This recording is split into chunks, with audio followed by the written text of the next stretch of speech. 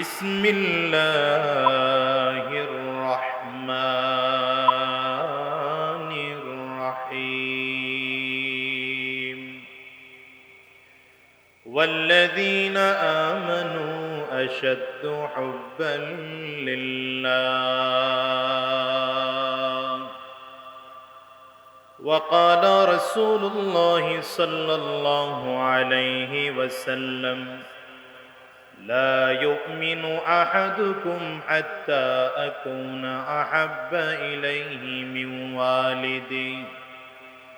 من والده وولده والناس أجمعين صدق الله العظيم وصدق رسوله النبي الكريم ونحن على ذلك من الشاهدين والشاكرين والحمد لله رب العالمين سبحانك لا علم لنا إلا ما علمتنا إنك أنت العليم الحكيم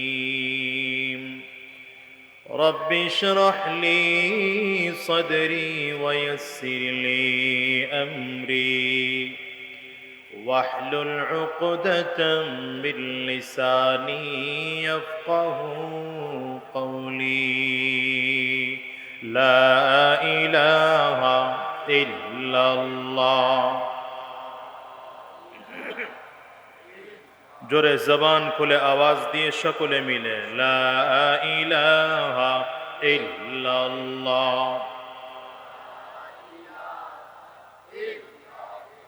আরো জোরে লা ইলাহা ইল্লাল্লাহ লা ইলাহা ইল্লাল্লাহ।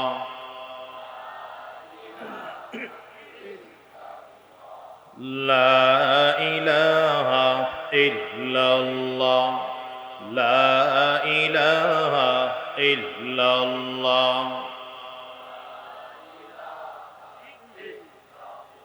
লা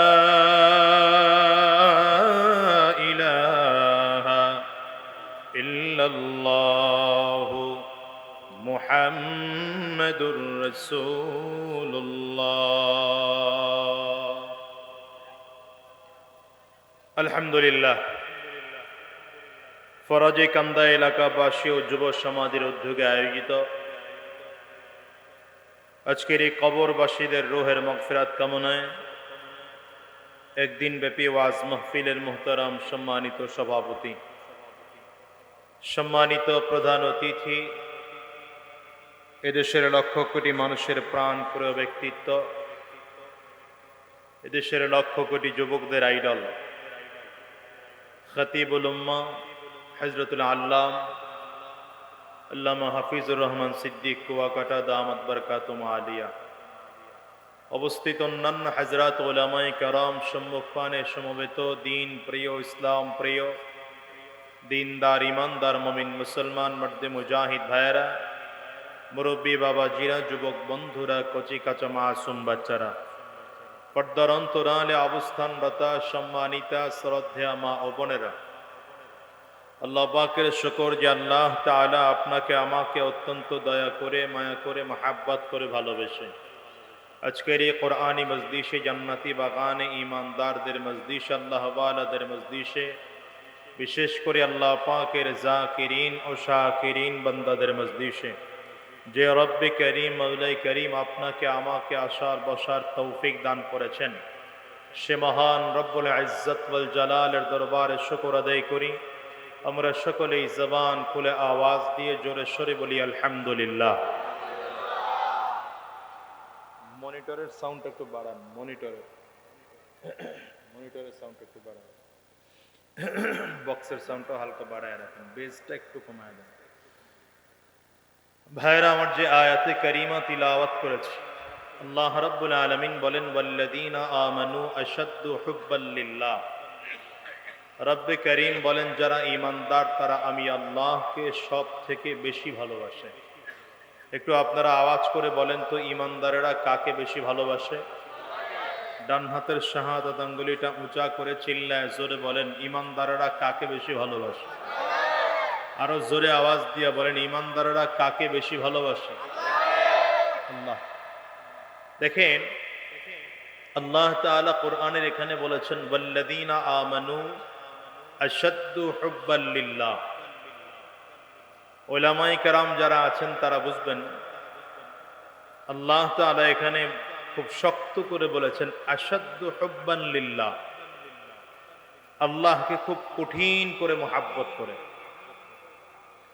এক হলো মহাব্বত করা সাধারণ মহাব্বত, আরেক হলো অসাধারণ মহাব্বত, আরেক হলো কঠিন মহাব্বত। মহাব্বতের ধরন আছে। আপনি রাস্তায় দাঁড়িয়ে আমাকে বলছেন, হুজুর আমি খুব ভালোবাসি, এই ভালোবাসার ধরন একরকম। আর একটা, হুজুর আমি আপনাকে খুব স্পেশাল ভালোবাসি, এই মহাব্বতের ধরন আরেক রকম। আর একটা হলো, হুজুর আমি আপনাকে জীবনের সব থেকে বেশি ভালোবাসি। বলেন, তিনোটা ভালোবাসা একরকম না ব্যবধান আছে? আল্লাহ তাআলা বলেছেন, ইমানদার কারা? যারা আমি আল্লাহকে সব থেকে বেশি ভালোবাসি। আল্লাহ তাআলা ক্লিয়ার করে বলেছেন, ইমানদাররা আমি আল্লাহকে খুব কঠিন মহাব্বত করে। আমি এই জন্যে বলি, দুনিয়ার অবস্থাও এমন, দুনিয়াটাও দুই দলে, এক দল হলো দুনিয়াদার, আর এক দল হলো ইমানদার। দুনিয়াদার যারা, এরা কেউ সম্পদের পাগল, কেউ টাকার পাগল, কেউ ক্ষমতার পাগল, কেউ সম্মানের পাগল, কেউ গাড়ি বাড়ির পাগল, কেউ আবার সুন্দরী নারীর পাগল।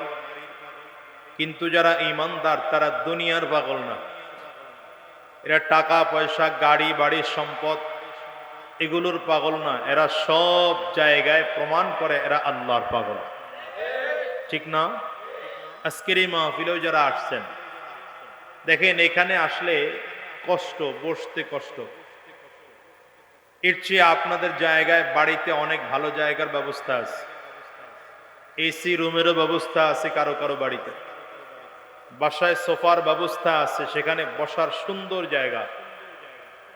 অথচ এই মানুষগুলো বাসার জায়গা ছেড়ে এখানে এসে বসছে, বাসার আরাম আয়েশের জায়গা ছেড়ে দিয়ে এখানে চলে আসছে। এখানে আসার দ্বারা আর এই খোলা মাঠে বসার দ্বারা প্রমাণ হয় এই মানুষগুলো দুনিয়ার পাগল না, এই মানুষগুলো আল্লাহর পাগল। ঠিক না? মহাব্বত এটা কঠিন বিষয়। যার মধ্যে আল্লাহর মহাব্বত যত বেশি থাকে, এই মানুষটা তত বেশি পাক্কা ইমানদার হয়। আর ঈমান আনার জন্য শর্তই হলো আল্লাহ এবং তার রাসূলের মহাব্বত কলিজায় থাকতে হবে। আল্লাহ এবং রাসূলের মহাব্বত যদি কলিজায় না থাকে, তাহলে ঈমানের দাম নাই। ঈমানের দাম আছে কার? ঈমানের দাম আছে যার মধ্যে আল্লাহ এবং তার রাসূলের মহাব্বত আছে। এজন্য ঈমানের পূর্ব শর্তই হলো আল্লাহ এবং তার রাসূলকে মহাব্বত করা সব থেকে বেশি। রাসূলুল্লাহ সাল্লাল্লাহু আলাইহি ওয়াসাল্লাম বলেন, লা ইউমিনু আহাদুকুম হাত্তা আকুনা আহাব্বা ইলাইহি মিন ওয়ালিদিহি ওয়া ওয়ালাদিহি ওয়ান নাসি আজমাইন। নবীজি বলেন, ততক্ষণ পর্যন্ত ঈমানদার হতে পারবা না যতক্ষণ পর্যন্ত তোমার বাবার চেয়ে, তোমার সন্তানের চেয়ে, তোমার মায়ের চেয়ে, পৃথিবীর সবার চেয়ে আমি নবীকে বেশি ভালোবাসা দিতে না পারবো। ভিন্ন হাদিসে বলেন, এমনকি তোমার নিজের জীবনের চেয়ে যতক্ষণ পর্যন্ত আমি নবীকে বেশি ভালোবাসা দিতে না পারবা, ততক্ষণ পর্যন্ত পাক্কা সাচ্চা ইমানদার হতে পারবা না। তাহলে খুব ভালো করে বুঝেন, ইমানদার হওয়ার জন্য শর্তই হলো আল্লাহ এবং তার রাসূলকে সব থেকে বেশি ভালোবাসা। বুঝেন নাই কথা? এই জন্যে আমি আলোচনা বুঝানোর জন্য বলি, সাহাবায়ে কারামদের ভালোবাসা আর আমাদের ভালোবাসার মধ্যে পার্থক্য এই জায়গায়। সাহাবায়ে কেরামও আমার নবীকে ভালোবাসতেন, আমরাও আমার নবীকে ভালোবাসি, কিন্তু সাহাবায়ে কেরাম জীবনের থেকে আমার নবীকে বেশি ভালোবাসতেন, আর আমরা আমাদের নিজের জীবনের চেয়ে বেশি ভালোবাসা নবীকে দিতে পারিনি। অথচ ঈমানের জন্য পূর্ব শর্তই হলো কি? মুহাব্বত লাগবে, আল্লাহ এবং তার রাসূলের প্রতি মুহাব্বত লাগবে। নামকা ওয়াস্তে মুহাব্বত না, অরিজিনাল মুহাব্বত, আসলেই মুহাব্বত, সত্যিকার মুহাব্বত। দেখেন, ঈমান এটা কঠিন জিনিসের নাম। মুহাব্বত না থাকলে ঈমান টিকিয়ে রাখা যায় না। দুনিয়াতেও দেখবেন একজন মেয়ের প্রেমে পড়ে একটা ছেলে বাড়ি ছাড়তে রাজি, বাবা মা ছাড়তে রাজি, সংসার ছাড়তে রাজি, সব ছাড়তে রাজি। ওই যার প্রেমে পড়ছে তাকে নিতে হবে। কথা বল না কেন? এখন এই একই মুহাব্বত যদি আল্লাহর জন্য হয়, তাহলে কখনো তো এমন হতে পারে যে আল্লাহর জন্য পরিবার ছাড়ার প্রশ্ন আসতে পারে। আচ্ছা, আমরা কি আসলেই পারবো? প্রশ্ন করে দেখেন তো অনেকের কাছে, নিজের কাছে নিজেকে প্রশ্ন করে দেখেন যে ঈমানের প্রশ্ন আসলে যদি এমন হয় যে শুধুমাত্র আল্লাহকে রব বলে মেনেছি, এই জন্য আমার সম্পদ বাদ দিতে হবে, অধিকাংশের অবস্থা এমন আমরা পারবো না। আল্লাহকে মুহাব্বত করি, এই জন্য আমার সন্তানকে ছাড়তে হবে, অধিকাংশের অবস্থা এমন যে আমরা পারবো না। অথচ সাহাবায়ে কেরামদের অবস্থা কি? মার খায়, জীবন দেয়, রক্ত দেয়, মৃত্যুর শয্যায় শায়িত, ঈমান ছাড়তে রাজি না। আবু বকর সিদ্দিক রাদিয়াল্লাহু আনহু মার খেয়েছেন, এমন মার, মারতে মারতে কাফির আর মুশরিকরা আবু বকর সিদ্দিক রাদিয়াল্লাহু আনহুকে উত্তপ্ত মরুভূমির বালুর মধ্যে ফেলে রাখছে। এমন অচেতন অবস্থায় পড়ে আছে, মানুষ দেখে মনে করছে আবু বকর মরেই গেছে, আবু বকর বেঁচেই নাই। লোকজন ধরাধরি করে আবু বকর সিদ্দিক রাদিয়াল্লাহু আনহুর মায়ের কাছে নিয়ে গেলেন। মা তখনও কালিমা পড়ে মুসলমান হয়নি। আবু বকর সিদ্দিক রাদিয়াল্লাহু আনহুর মা কান্না করতেছেন, তাকিয়ে দেখতেছেন পুরো জামা রক্তে ভিজে গেছে। কাফিরেরা এমন পিটান পিটাইছে যে পুরো জামা রক্তে ভিজা, কপাল ফেটে গেছে, গাল ফেটে গেছে, ঠোঁট ফেটে গেছে, রক্ত পড়তেছে। আবু বকর সিদ্দিক রাদিয়াল্লাহু আনহুর হুঁশ নাই। মা মাথায় পানি ঢালতেছে, সরিষার তেল মাখতেছে বা তেল মালিশ করতেছে, যত কিছু করে আবু বকর সিদ্দিকের হুঁশ ফিরে আসে না। লম্বা সময় বেহুশ, লম্বা সময় পরে হুঁশ ফিরে আসছে। খুব ভালো করে বোঝেন, এই মনোযোগী হন, খুব ভালো করে বোঝেন। লম্বা সময় বেহুশ, মার খেয়েছে, মাত্র হুঁশ ফিরে আসছে।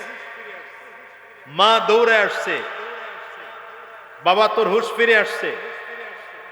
আবু বকর সিদ্দিক রাদিয়াল্লাহু আনহু কোনো কথা নাই। প্রথম প্রশ্ন মায়ের কাছে, মা আমাকে বলো তো আমার নবী কেমন আছে? আপনারা বুঝতেছেন না মনে হয়, চেহারার দিকে তাকাইলে আমার কাছে মনে হয় আপনারা বুঝতেছেন না। মুহাব্বতের ধরনটা বুঝেন। মার খাইছে, বেহুশ হয়ে গেছে, রক্তাক্ত হয়ে পড়েছে, শরীর দুর্বল, কিন্তু হুঁশ ফিরে আসার পরে প্রথম প্রশ্ন, মা নবীজি কেমন আছে? মা পিয়ালায় পানি নিয়ে আসছে, বা বাংলাদেশের উদাহরণে যদি বুঝেন তাহলে গ্লাসে পানি নিয়ে আসছে।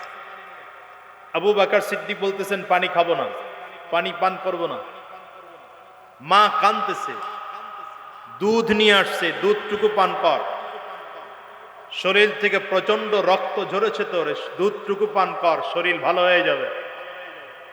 আবু বকর সিদ্দিক রাদিয়াল্লাহু আনহু উত্তর দেয়, মা দুধ পান করবো তো দূরের কথা, যতক্ষণ আমার নবীর চেহারা না দেখব ততক্ষণ পর্যন্ত আমি গ্লাসের মধ্যে মুখ লাগায় এক ফোঁটা পানিও পান করব না, দুধও পান করব। মুহাব্বতের মাত্রা বোঝেন, মুহাব্বতের ধরন বোঝেন। এটা কোন সময়ের কথা বলতেছি? ইসলামের একদম শুরুর দিক। ইসলামের বয়স যখন মাত্র 6 বছর কমপ্লিট হয় নাই, খুব গোপনে গোপনে সাহাবীরা ইসলাম পালন করতেছেন। এমনকি হযরত ওমরও কালিমা পড়ে মুসলমান হন নাই, সেই সময়কার অবস্থা। আবু বকর সিদ্দিক রাদিয়াল্লাহু আনহু মার খেয়ে বেহুশ হয়ে তো হুশ ফিরার পরে স্বাভাবিক পানি পান করার কথা, দুধ পান করার কথা, কিন্তু না, এগুলো কোনো কিছুই না করে মায়ের কাছে প্রথম শর্ত দিলেন, মা, নবীকে না দেখার আগ পর্যন্ত কালিমা পড়ব, আমি পানি খাবো না। মা হয়রান হয়ে গেছেন, পেরেশান হয়ে গেছেন, এটা কেমন কথা, এটা কি করে হয়? তো আবু বকর সিদ্দিক বলেন, এটাই হয় কারণ দুনিয়াতে আমার কাছে তিনটা জিনিস সব থেকে প্রিয়, আর এর মধ্যে প্রথম নম্বর প্রিয়, আন-নাজরু ইলা ওয়াজহি রাসূলিল্লাহ, আন-নাজরু ইলা ওয়াজহি রাসূলিল্লাহ। মসজিদ নববীতে রাসূল আরবি সাল্লাল্লাহু আলাইহি ওয়াসাল্লাম বসা, সাহাবায়ে কেরামদেরকে লক্ষ্য করে রাসূল আরবি সাল্লাল্লাহু আলাইহি ওয়াসাল্লাম বলেন, সাহাবীরা, দুনিয়াতে যত কিছু আছে সব কিছুর মধ্য থেকে আমি নবীর কাছে তিনটা জিনিস সব থেকে প্রিয়। আবু বকর সিদ্দিক রাদিয়াল্লাহু আনহু লাফ দিয়ে দাঁড়িয়েছেন, পয়গম্বর, আপনার কাছেও যেমন করে তিনটা জিনিস প্রিয়, আমি আবু বকরের কাছেও তিনটা জিনিস প্রিয়। কয়টা? এর মধ্যে এক নম্বর প্রিয়, আন-নাজরু ইলা ওয়াজহি রাসূলিল্লাহ, পয়গম্বর আপনার সুন্দর চেহারাটার দিকে তাকিয়ে থাকা আমার কাছে সব থেকে প্রিয়। দ্বিতীয় নম্বর, ইনফাকু মালি আলা রাসূলিল্লাহ, আমার যত সম্পদ আছে আপনার জন্য খরচ করা আমার কাছে বড় প্রিয়। তিন নম্বর, পয়গম্বর, আমার একটা বাচ্চা মেয়ে আছে, নাম তার আয়েশা, মাত্র 6 বছর বয়স। আমার বারবার করে মনটায় চায় আমার আয়েশাকে আপনার কাছে বিয়ে দেব। এই তিনটা জিনিস সব থেকে আবু বকরের কাছে প্রিয়। আবু বকর সিদ্দিক রাদিয়াল্লাহু আনহুর 3 নম্বর প্রস্তাব শুনে আমার নবী চুপচাপ করে বসা আছেন। হ্যাঁ বলেন না, নাও বলেন না, কি বলবেন আমার নবী? হ্যাঁ বললেও সমস্যা, না বললেও সমস্যা। যদি আমার নবী হ্যাঁ বলেন, তাইলে মাত্র 6 বছর বয়সে একটা বাচ্চা মেয়েকে আমার নবীর বিয়ে করা লাগে, সেটা সম্ভব না। আবার যদি ডাইরেক্ট না বলেন, তাইলে আবু বকর সিদ্দিকের মতো প্রিয় মানুষটা কষ্ট পেয়ে যায়। রাসূল আরবি চুপচাপ করে বসা আছেন, হঠাৎ করে তাকিয়ে দেখতেছেন জিবরিল আমিন আসমান থেকে নাজিল হইয়া রেশমি রুমাল একটা আমার নবীর হাতে দিয়ে ডেকে বললেন, পয়গম্বর, এই রেশমি রুমালটার মধ্যে একটা মেয়ের ছবি আছে। আল্লাহ তাআলা বলেছেন, যদি পছন্দ হয় বিয়ের প্রস্তাব আমার আল্লাহ নিজে দিয়ে পাঠাইছে। নবী আমার রেশমি রুমালটা ধরে আবু বকরকে ডাক দিলেন, আবু বকর, তাকিয়ে দেখো এই ছবিটা কার? আবু বকর সিদ্দিক রাদিয়াল্লাহু আনহু বললেন, পয়গম্বর, আল্লাহর কসম, এই ছবিটা আমার মেয়ের ছবি। নবী আমার ডেকে বলেন, এইবার তোমার মেয়েটা ছোট না বড়, ভালো না মন্দ, সুন্দর না অসুন্দর, দেখার কোনো প্রয়োজন নাই, আমি নবী বিয়ে করার জন্য তৈয়ার। আল্লাহু আকবার, চিল্লায়া জোরে বলো। এবার বলেন তো মুসলমান, আমার নবী আম্মা জান আয়েশা সিদ্দিকার বিয়ের ব্যাপারে আগে প্রস্তাব দিয়েছিলেন, না আমার নবীকে আল্লাহ নিজে প্রস্তাব দিয়ে পাঠাইছেন? কে পাঠাইছেন? কথা গায় না, কে পাঠাইছেন? এই এই ক্যামেরাওয়ালারা সব ঠিক করে বয়ে পড়ো না কেন? এরকম ডিস্টার্ব করলে তো আমার সমস্যা। ওই যে মাইকল ওখানে কয়জন, এখানে এত লোক কেন? বউ সব তাড়াতাড়ি বয়ে পড়ো, দ্রুত। মানে বিষয় তোমরা খালি একজন আর একজনের কথা কইবে আর আমার ডিস্টার্ব হবে। প্রস্তাবটা আবু বকরকে আমার নবী দিয়েছেন, না আল্লাহ আমার নবীকে প্রস্তাব পাঠাইছেন? আচ্ছা, এরপরেও কোনো বদমাশ যদি আমার নবীকে একাধিক বিয়ে করার কারণে নারী লোভী বলে, এরপরেও যদি আমার নবীকে লুচ্চা নবী বলে, আমার নবী কেউ যদি আমার নবীকে বলে জিনাকার বলে, আমি তো বলতে চাই মানুষটার মাথা ঠিক নাই, ওকে বাংলার জমিন থেকে জুতা পিটা করে বিদায় করা দরকার। কথা বলো না কেন? ঠিক কিনা? শোনো, এই জন্য আগেই বলেছি, ঈমান কাকে বলে এটা বোঝা দরকার। ঈমান হলো কোন জিনিসের নাম? আমার নবীকে পৃথিবীর সব থেকে বেশি ভালোবাসার নাম। কথা কয় না? তো যদি তাই হয় তাহলে আমার নবীকে আল্লাহ নিজে প্রস্তাব দিয়ে বিয়ে করাইছেন। এখন আমার নবীকে নিয়ে কেউ কথা বলবে, আমার নবীর চরিত্র নিয়ে কথা বলবে, আমার নবীকে কেউ নারী নবী বলবে, আমার নবীকে কেউ লুচ্চা নবী বলবে, আমার শরীরে রক্ত থাকা সত্ত্বে হতে পারে না, এটা হতে পারে না। হাত তুলে চিল্লা কান্না, হাত তুলে চিল্লা কান্না, ঠিক কিনা? মানি না, মানব না, মানতে পারি না, আল্লাহ রসুলের অবমাননা না, জোরে মানি না, মানব না, মানতে পারি না, আল্লাহ রসুলের অবমাননা। এখন আমি যদি এই বিষয়ে প্রতিবাদ করার কারণে আপনারা বলেন হুজুর রাজনীতির কথা কয়েন না, এটা কি রাজনীতি? কথা কয় না তো। আমি যদি এই বিষয়ে কথা বলার কারণে আপনারা বলেন হুজুর আপনার আর বাহিরে থাকা যাবে না, ভিতরে ঢোকেন, তো এটা কি আমার অপরাধ হলো না আমাকে যে বলল সে অপরাধ করলো? লাভ নাই তো।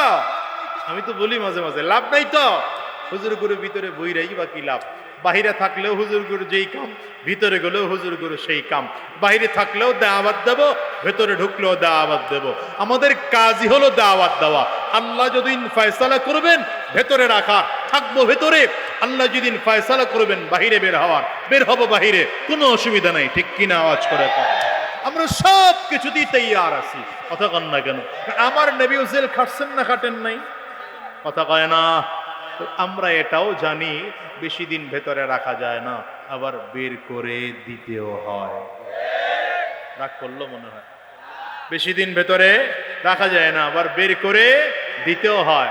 তবে যে জন্য ভিতরে ঢুকানো হয়, হয়তো মনে করা হয় জনপ্রিয়তা কমে গিয়েছে, কিন্তু বের হওয়ার পরে দেখা যায় খুদার কসম মোটেও জনপ্রিয়তা কমে নাই, বরং আগের তুলনায় শত শতগুণ আল্লাহর মহাব্বত বেড়েছে, নবীর মহাব্বত বেড়েছে, জনতার মহাব্বত বেড়েছে। ঠিক কিনা? আজ করে আমার নবীর তো রাখছিল 3 বছর। কোন নবীর উম্মত আমরা? চিনো নাই তো মুসলমান। আমার নবী এগুলো সব দেখায় গেছেন। ইয়েতিম তো আমি নবী ইয়েতিম। দেখেন না নবীর আদর্শ কত চমৎকার। এই দুনিয়ার উম্মতেরা, এতিম হয়ে আফসোস করো না, আমি নবী ইয়েতিম। মা হারা হয়ে আফসোস করো না, আমি নবীও মা হারিয়েছি। বাবা হারা হয়ে আফসোস করো না, আমি নবীও বাবা হারিয়েছি। দাদা অল্প বয়সে হারিয়ে আফসোস করো না, আমিও দাদা হারিয়েছি। জেলে গিয়ে আফসোস করো না, আমি নবীও জেল খেটেছি। মার খেয়ে আফসোস করো না, ইসলামের জন্য আমি নবীও মার খেয়েছি। ইসলামের জন্য রক্ত ঝরিয়ে আফসোস করো না, আমি নবীও রক্ত ঝরিয়েছি। ইসলামের জন্য জীবন দিয়ে রক্তাঞ্জন করো না, আমি নবীরও প্রতিজ্ঞা, আমি নবীও চাই বারবার শহীদ হব, বারবার জীবিত হব, বারবার শহীদ হব। আমি নবীর তামান্না, যুদ্ধের ময়দানে আমি নবীও গিয়েছি, তোমরা যেতে দ্বিধা করো না। वो मेरा नबी मेरा नबी मेरा नबी है, वो मेरा नबी मेरा नबी मेरा नबी है, वो जिसके लिए महफिल कौनैन सजी है, फिरदौस बड़ी जिसके वसीले से बनी है। कष्ट वो हाशिमी